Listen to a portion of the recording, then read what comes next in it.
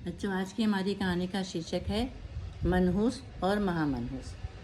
विजयनगर में एक सुखदेव नाम का एक व्यक्ति था जो मनहूस के नाम से प्रसिद्ध था।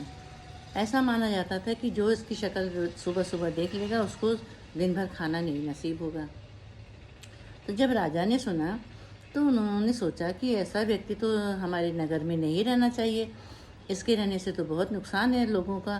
तो उसको बुलाया अपने दरबार में और उसको अपने साथ एक रात अपने कमरे में ठहराया, ये देखने के लिए कि बात सच है कि नहीं सच है। दोनों रोज़ साथ साथ सोए और सुबह जब राजा उठे तो उन्होंने उस व्यक्ति से उनको जगाया और उससे हाल चाल पूछा, तुम कैसे हो, नींद आई कि नहीं आई, मतलब उसको पूरी तरह से देखा।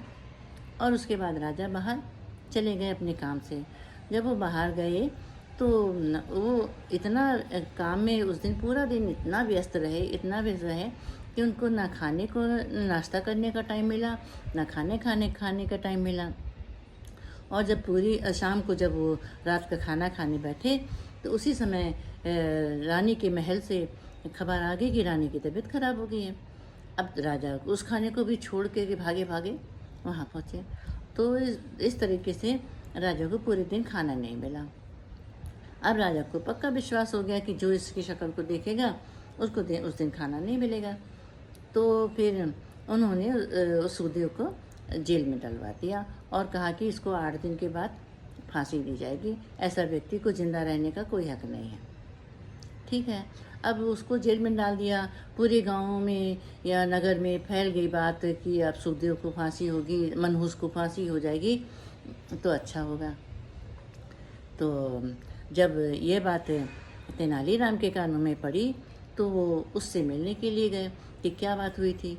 तो जब उसने पूरी बात बताई कि हम ऐसे ऐसे हुआ था और राजा ने हमको एक रात अपने घर में रखा और बहुत अच्छा अतिथि सत्कार किया और आज सुबह उठ करके उन्होंने मुझे फांसी की सज़ा सुना दी, ये तो बहुत ख़राब बात है। और मनहूस होना इंसान के बस में थोड़ी है, ये तो भगवान बनाते हैं, किसी को भाग्यशाली बना देते, किसी को मनहूस बनाते हैं। इसमें मेरी क्या गलती, मुझे क्यों फांसी दी जा रही है। तो उसके बाद तेनालीराम ने सुखदेव के कान में उसको कुछ समझाया और कहा कि जब तुम्हें फांसी दी जाए तो तुम ये बात सबके सामने कहना। सुखदेव ने कहा ठीक है। फांसी का दिन आ गया और सारे नगर के लोग इकट्ठा हुए मनहूस की फांसी देखने के लिए। फिर जब आए इकट्ठे हो रहे थे